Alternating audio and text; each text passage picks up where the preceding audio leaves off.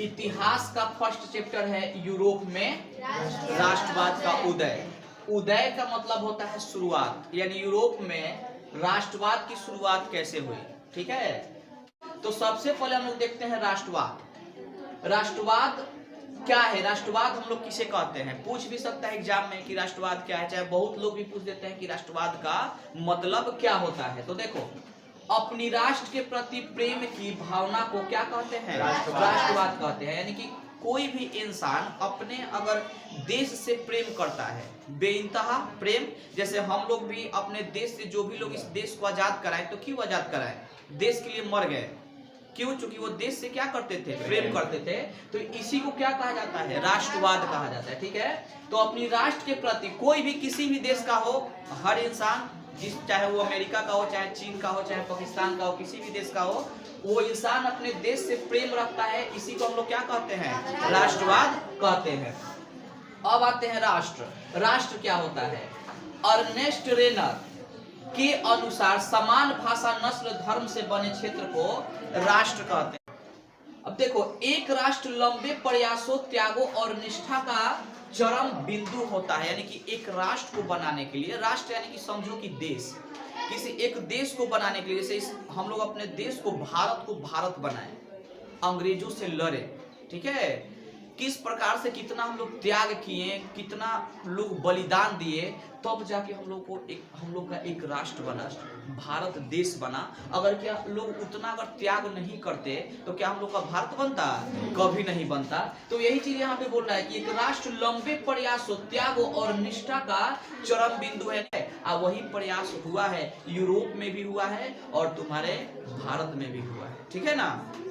उसके बाद देखो, फिर देखते हैं थोड़ा नोट में कि 18वीं सदी में कई देश जैसे जर्मनी, इटली तथा स्विट्जरलैंड आदि उस रूप में नहीं थे जैसा कि आज हम इन्हें देखते हैं। ये छोटे छोटे राज्यों में विभाजित थे जिनका अपना एक स्वतंत्र शासक था। यानी कि ये जो जितने भी अभी देश का हम नाम लिए हैं, यहाँ पे छोटे छोटे जगह पे एक राजा हुआ करते थे और वो लोग राज करते थे, आपस में झगड़ा करते थे। ठीक है, और मतलब अपने छोटा छोटा राज्य का विस्तार करते थे। ठीक है, जैसे हम भारत के कुछ इतिहास में पढ़ाए हैं कि पहले जैसा होता था। ठीक है, उसी प्रकार यहाँ भी होता था। लेकिन सबसे पहले राष्ट्रवाद की भावना तुम्हारे यूरोप से ही उठी थी। कहाँ से उठी थी? यूरोप से। कि ये सब जो राजतंत्र है खत्म होना चाहिए और लोकतंत्र क्या होना चाहिए? शुरू होना चाहिए। लोगों का राज होना चाहिए। क्योंकि जो राजतंत्र था ना, ये वंशवाद था, यानी कि एक राजा का बेटा ही फिर राजा बनेगा। 1804 के नेपोलियन संहिता। ठीक है, यानी कि नेपोलियन ने, इसको संहिता कहो या नियम कहो, नेपोलियन ने 1804 में एक संहिता लाया। ठीक है, ये संहिता का रूल यही था कि इसे देखो, ये भी पूछ सकता है कि इसको कब लागू किया गया। तो इसे कब लागू किया गया था? 1804। कि नेपोलियन ने अपना संहिता कब लाया? तो कब लाया? 1804 में। इसे 1804 में लागू किया गया। इसने जन्म पर आधारित विशेषाधिकारों को समाप्त कर दिया। तो भाई, इस नेपोलियन संहिता का मतलब होता क्या है? इसमें था क्या? इसमें क्या रूल था? तो इसमें रूल यही था कि जन्म पर आधारित विशेषाधिकारों को उसने क्या कर दिया? समाप्त कर दिया। यानी कि जो भी लोग को उसके पहले जन्म के आधार पर जो भी अधिकार मिलता था, उसको क्या कर दिया गया? खत्म कर दिया गया इस संहिता के अनुसार। यानी कि जन्म पे क्या विशेषाधिकार मिल सकता है? बहुत सारा मिल सकता है। जैसे तुम्हारा वंशवाद होता है कि एक राजा का लड़का ही क्या बनेगा? तुम्हारा राजा बनेगा। दूसरा कोई कितना भी काबिल हो राजा नहीं बन सकता है। तो ये सब नियम गलत था। वो सोचा कि सम्मिलित राष्ट्र बनाना है तो सबसे पहले ये चीज खत्म करना पड़ेगा। और भी जो विशेषाधिकार थे उस सबको क्या कर दिया गया? खत्म कर दिया गया। ठीक है, इसने न केवल न्याय के समक्ष समानता स्थापित की, बल्कि संपत्ति के अधिकार को भी क्या कर दिया? सुरक्षित किया। यानी कि देखो, न्याय के समक्ष समानता, यानी कि पहले था कि अगर कोई बड़ा आदमी न्याय करता है, अन्याय करता है, जैसे कोई राजा का लड़का हो, चाहे जमींदार का लड़का हो, चाहे अमीर का हो लड़का, तो वो सब अगर कोई अन्याय करता है किसी के साथ, तो देखा जाता था कि हाँ भाई, अमीर का लड़का है चाहे राजा का लड़का है, तो उसके साथ कुछ भी मतलब वो सही तरीका से न्याय नहीं होता था। ठीक है, लेकिन ये सब चीज इसको बुरा लगा, तब लगा कि नहीं, अब सब किसी को एक समान, कोई भी गलती करेगा ना तो उसको समान मतलब दंड दिया जाएगा। ये नहीं कि ये बड़ा आदमी है तो इसको छोड़ दिया जाएगा, आई छोटा आदमी है तो इसको एकदम खतरनाक दंड दिया जाएगा। यानी कि ये चीज क्या किया तुम्हारा, न्याय के समक्ष समानता स्थापित की, बल्कि संपत्ति के अधिकार को भी क्या कर दिया, सुरक्षित कर दिया। पहले था कि संपत्ति, किसी का कोई भी संपत्ति हड़प लेता था, लेकिन अब ऐसा नहीं था। जब तक अब मेरा इच्छा नहीं होगा मेरा संपत्ति कोई ले नहीं सकता है। इस टाइप से भी इसने क्या कर दिया, इस नेपोलियन संहिता में नियम बना दिया। ठीक है। उसके बाद देखो वियना कांग्रेस। ठीक है। 1815 में ब्रिटेन, प्रसा, रूस और ऑस्ट्रेलिया जैसी यूरोपीय शक्तियों जिन्होंने मिलकर किसको हराया था, नेपोलियन को हराया था, प्रतिनिधि यूरोप के लिए एक समझौता तैयार करने के लिए वियना में इकट्ठा हुए। वियना में तुम्हारा ये जो वियना है ना, ऑस्ट्रेलिया की राजधानी है। किसकी राजधानी है, ऑस्ट्रिया की। एक नियम बनाए, ठीक है, कि हाँ भाई अब आगे हम लोग नेपोलियन को हरा दिए हैं तो अब आगे हम लोग यूरोप को कैसे चलाएंगे, क्या क्या नियम बनाएंगे और किस नियम से हम लोग को यूरोप को चलाना है। और यही जो ये लोग अध्यक्षता हुआ, चाहे उसमें जो भी बात हुई, चाहे जो भी मीटिंग हुआ, उसे ही हम लोग क्या कहते हैं, वियना कांग्रेस कहते हैं। ठीक है। और इन्होंने सब ने मिलकर किसको हराया था, नेपोलियन को हराया था। उसके बाद ही तुम्हारा वियना में ये अध्यक्षता हुई थी। ठीक है, जो कि ऑस्ट्रिया की क्या है, तुम्हारी राजधानी है। और इसकी अध्यक्षता कौन कर रहा था, तो इसका अध्यक्षता कर रहा था ऑस्ट्रिया के चांसलर ड्यूक मेटरनिख। यही तुम्हारा तो पूछ देगा कि वियना कांग्रेस की अध्यक्षता कौन कर रहा था, तो ड्यूक मेटरनिख कर रहा था। ठीक है, कोई दिक्कत।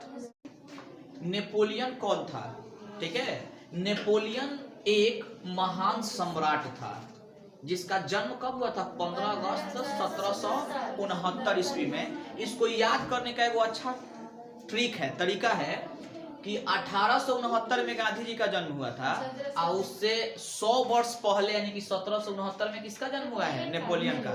तो गांधी जी का याद करो और साथ साथ नेपोलियन का भी जन्म क्या हो जाएगा, याद हो जाएगा। तो पूछ लेगा, देखो कितना अच्छा है, जिस दिन हम लोग का देश आजाद हुआ था 15 अगस्त को, उसी दिन इसका जन्म हुआ है कि नहीं। तो 15 अगस्त 1769 कमिंग, जिसने अपने व्यक्तित्व एवं कार्यों से पूरे यूरोप के इतिहास को क्या किया, प्रभावित किया। ठीक है, यानी कि अपनी व्यक्तित्व से, यानी अपनी मेहनत से, लगन से, अब मात्र कितने वर्ष की उम्र में, 24 वर्ष की उम्र में इतना वो काबिल हो गया कि सेनापति बन गया फ्रांस का। 24 वर्ष की उम्र में वो तुम्हारा फ्रांस का क्या बन गया, सेनापति। सोच लो 24 वर्ष की उम्र में आजकल लोग पबजी खेल रहे हैं, ठीक है, और वैलेंटाइन डे मना रहे हैं, लेकिन ये 24 वर्ष के उम्र में ये तुम्हारा क्या बन गया, फ्रांस का सेनापति बन गया। उसने कई युद्धों में फ्रांसीसी सेना को जीत दिलाई और अपार लोकप्रियता हासिल की। यानी कि उसने जितने भी युद्ध लड़े सब में क्या की, जीत हासिल की और अपार लोकप्रियता मिला। यानी कि फ्रांस के लोग उसको खूब सहारे की, वाह बहुत अच्छा सेनापति है हम लोग का। ठीक है, फिर उसने पीछे मुड़कर नहीं देखा, यानी कि अपने जीवन में कभी भी वो अनसक्सेस को नहीं देखा, सिर्फ सक्सेस को देखा और फ्रांस का क्या बन गया, तुम्हारा शासक बन गया। नेपोलियन का जन्म कोर्सिका यानी कि फ्रांस के अर्जेसियो में 15 अगस्त 1769 में हुआ था। ठीक है, नेपोलियन 1804 में फ्रांस का सम्राट बना। कब बना, 1804 में। इसीलिए 1804 में इसने नेपोलियन संहिता लाया, लिखवाया ना 1804 में। देखो आगे समझ में, नेपोलियन ने अपनी पत्नी जोजेफाइन, कितना भयंकर नाम है, नामे से बेचारा तलाक दे दिया होगा। ठीक है, तो तलाक देकर ऑस्ट्रेलिया की राजकुमारी मोरिया लुइसा से विवाह कर लिया। ऑस्ट्रेलिया की राजकुमारी थी, दो गो फायदा हो गया ना उसको, एगो तो अपने है ही राजा और दूसरा एगो और राजकुमारी से शादी कर लिया तो डबल फायदा। अगर कहीं से युद्ध होगा तो ऑस्ट्रिया भी आ जाएगा साथ में। ठीक है, उसके बाद देखो नेपोलियन के पतन का मुख्य कारण 1812 में रूस पर आक्रमण करना था। रूस पर क्या किया, आक्रमण किया, जिसके कारण उसका पतन हो गया। तो कब आक्रमण किया था, नेपोलियन ने इंग्लैंड को बनियों का देश कहा था। ठीक है, बनियों का देश, चूंकि इंग्लैंड जो था शुरू से ही बिजनेस करने में बहुत तेज था। ठीक है, इसीलिए इसको क्या कह दिया था, ये बनियों का देश। देखो नेपोलियन ने अपने जीवन का जो आखिरी युद्ध लड़ा था वाटरलू के मैदान में 1815 में, जिसमें उसकी हार हुई इस युद्ध में अंग्रेजी सेना का नेतृत्व कौन कर रहा था? तो वेलेस्ली ने किया था। यानी कि इसका सबसे अंतिम युद्ध था। उस जो फील्ड था, उस फील्ड का नाम था वाटरलू, और उसी में युद्ध हुआ। अब कब हुआ? 1815 में, और उसमें तुम्हारी नेपोलियन की क्या हुई? हार हुई। और इसके खिलाफ जो लड़ रहा था, उसमें अंग्रेजी सेना का नेतृत्व कौन कर रहा था? वेलेस्ली कर रहा था। ठीक है, अब देखो, नेपोलियन को पराजय के बाद, जब यानी कि हार गया, पराजय यानी कि जब नेपोलियन हार गया, तो अटलांटिक महासागर के सेंट हेलेना द्वीप पर भेज दिया गया, जहां उसकी 1821 में मृत्यु हो गई कैंसर के कारण। अब देखो, ये भी पूछता है कि उसको नेपोलियन के पराजय के बाद उसको कहां भेज दिया गया था? तो सेंट हेलेना। अटलांटिक महासागर तो सब किसी को याद रहेगा, लेकिन कहां पे भेजा गया था ये दिमाग से उतर जाता है। तो एक बात याद रखना, इसको ट्रिक बता दे रहे हैं। ठीक है, कि देखो, सलमान खान को तुम लोग जानते हो ना, उसकी माँ का क्या नाम था? हेलेना। क्या नाम था? हेलेना नाम था। तो नेपोलियन को पराजय के बाद कहां भेजा गया? हेलेना के पास भेजा गया, सेंट हेलेना के पास भेजा गया। तो तुम लोग इसको कभी भूलोगे नहीं, क्योंकि एक नेपोलियन महान शासक था इतिहास का। ठीक है, तो जानना जरूरी है कि कहां पे उसको भेजा गया था। और 1821 में उसकी मृत्यु हो गई। कैसे हो गई? कैंसर के कारण। उदारवाद, लाइबरेलिज्म। उदारवाद यानी कि लाइबरेलिज्म शब्द लैटिन भाषा के मूल शब्द लाइबर पर आधारित है। यानी कि जो ये शब्द है ना, लाइबरेलिज्म, ये कहां से लिया गया है? तो लैटिन भाषा से लिया गया है। ठीक है, इसका हिंदी होता है उदारवाद। क्या होता है? उदारवाद। अब देखो, इसका अर्थ होता है स्वतंत्रता। उदारवाद का अर्थ क्या होता है? स्वतंत्र। जैसे हम लोग अपने भारत में स्वतंत्र शब्द का प्रयोग करते हैं ना, तो यूरोप में उदारवाद का मतलब क्या होता है? स्वतंत्रता होता है। ठीक है, नए मध्यम वर्ग के लिए उदारवाद का अभिप्राय था व्यक्ति के लिए आजादी व कानून के समक्ष समानता। यानी यूरोप में जब लोग राष्ट्रवाद के लिए लड़ रहे थे, उस समय जो नए लोग थे, उन लोग के लिए उदारवाद का अर्थ क्या था? अभिप्राय क्या था? कि व्यक्ति को आजादी मिले, यानी व्यक्ति किसी का गुलाम ना हो, अपने मतलब किसी का गुलामी ना करे, अपने मन का करे, और कानून के समक्ष समानता, यानी कि कानून के दृष्टि से सभी को एक समान नजर से देखा जाए। यही होता है तुम्हारा उदारवाद का मतलब। बहुत सिंपल शब्द है, लेकिन इसको क्या करेंगे, लोग भूल जाएंगे कि उदारवाद का मतलब होता क्या है। तो बहुत सिंपल शब्द में लिखवा दिए हैं। ठीक है, मेन इसका मतलब यही हुआ। एक तो ये उदारवाद का अगर कोई मतलब पूछे कि उदारवाद का मतलब क्या होता है, तो स्वतंत्रता। क्या होता है? रूढ़िवाद, इसका इंग्लिश होता है कंजर्वेटिज्म। एक ऐसा राजनीतिक दर्शन जो परंपरा स्थापित संस्थानों, पौराणिक परंपराओं और रिवाजों पर क्या देता है? बल देता है, यानी कि रूढ़िवाद। देखो, दोनों में एक तो है तुम्हारा उदारवाद। उदारवाद से पता चल रहा है क्या? स्वतंत्रता। लेकिन एक बात है रूढ़िवाद। रूढ़िवाद एक जो है ना तुम्हारा, एक ऐसा कानून है जो पुरानी जो परंपरा है ना, उस पर ज्यादा बल देता है कि नहीं, ये चीज को हम चेंज नहीं करेंगे। बात है समझ में? चाहे जो पौराणिक संस्थान है, इसको हम नहीं बदलेंगे। ठीक है, चाहे जो भी तुम्हारा परंपरा चले आ रहा है, रिवाज चले आ रहा है, इस चीज को हम नहीं बदलेंगे। अगर बदलेगा तो ठीक नहीं होगा। ऐसे जो लोग सोच के होते हैं, उन्हें हम लोग क्या कहते हैं? रूढ़िवाद कहते हैं। ठीक है, उसके बाद देखो, कुलीन वर्ग। कुलीन वर्ग का मतलब क्या होता है? Elite class. इलिट यानी कि कुलीन। देखो, कुलीन, आज भी कुलीन शब्द का मतलब होता है ना, बड़ा लोग। कुलीन का मतलब क्या होता है? बड़ा लोग। यानी कि ये जमीन के मालिक थे। यानी कि यूरोप के बारे में हम बता रहे हैं। यूरोप में कुलीन वर्ग किसे कहा जाता था? जो जमीन के मालिक होते थे, माने बहुत सारा जमीन है, बहुत अमीर है। ठीक है, उन्हें क्या कहा जाता था? कुलीन वर्ग। भारत में लोगों को जमींदार कहा जाता था। क्या कहा जाता था?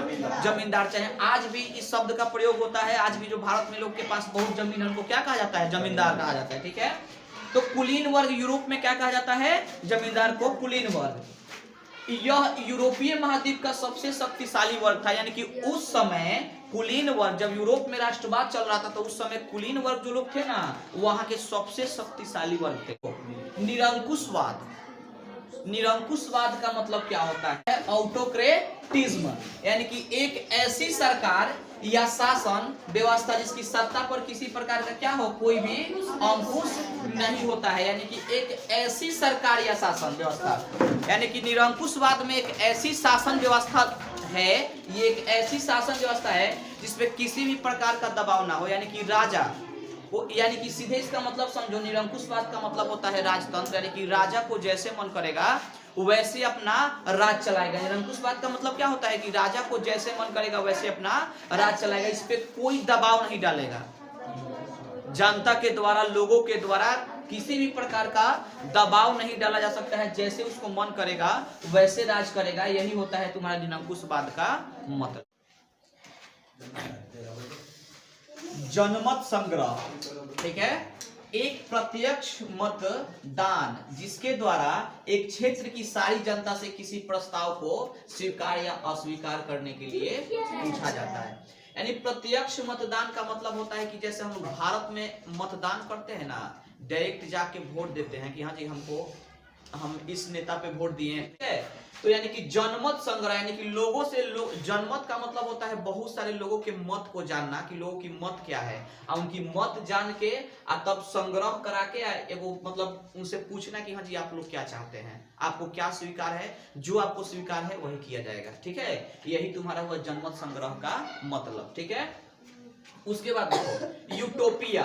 यूटोपिया का मतलब होता है कल्पना दर्श। इसका मतलब क्या होता है? कल्पना दर्श। एक ऐसी समाज की कल्पना जो इतना दर्श है कि उसका साकार होना लगभग असंभव है। यानी एक इतना अच्छा समाज का कल्पना करना जिसमें कोई कमी ही ना हो, बिल्कुल अच्छा हो, तो ऐसी समाज की कल्पना हो सकती है जिसमें कोई कमी ही ना हो। तो यूटोपिया का मतलब क्या होता है तुम्हारा? यही होता है। ठीक है, उसके बाद देखो रूमानीवाद। क्या है तुम्हारा? रूमानीवाद एक ऐसा सांस्कृतिक आंदोलन जो एक खास तरह की राष्ट्रीय भावना का विकास करना चाहता है। यानी कि रूमानीवाद एक ऐसा सांस्कृतिक आंदोलन, यानी कि कुछ ऐसा लोगों की कुछ खास सोच, चाहे उनकी कुछ ऐसी खास संस्कृति जिसका वो विकास करना चाहता हो, उसे ही हम लोग क्या कहते हैं? रूमानीवाद कहते हैं। वो हम समझने के लिए लिख लिए होंगे। देखो, पुरुषों को सामाजिक, आर्थिक एवं राजनीतिक समानता की सोच के आधार पर महिलाओं के अधिकारों और हितों का बोध नारीवाद कहलाता है। यानी कि ऐसा समाज, ठीक है, जो उनके जो उसमें उस समाज में जो पुरुष वर्ग हैं, जो भी पुरुष लोग हैं, उनके सोच और समानता, माने वो सोचेंगे, वो देखेंगे, वो करेंगे कि हमको स्त्रियों के लिए क्या करना चाहिए, क्या नहीं करना चाहिए, उसी को हम लोग क्या कहते हैं? नारीवाद कहते हैं। ठीक है, उसके बाद है तुम्हारा जुकर्स। क्या है तुम्हारा? जुकर्स।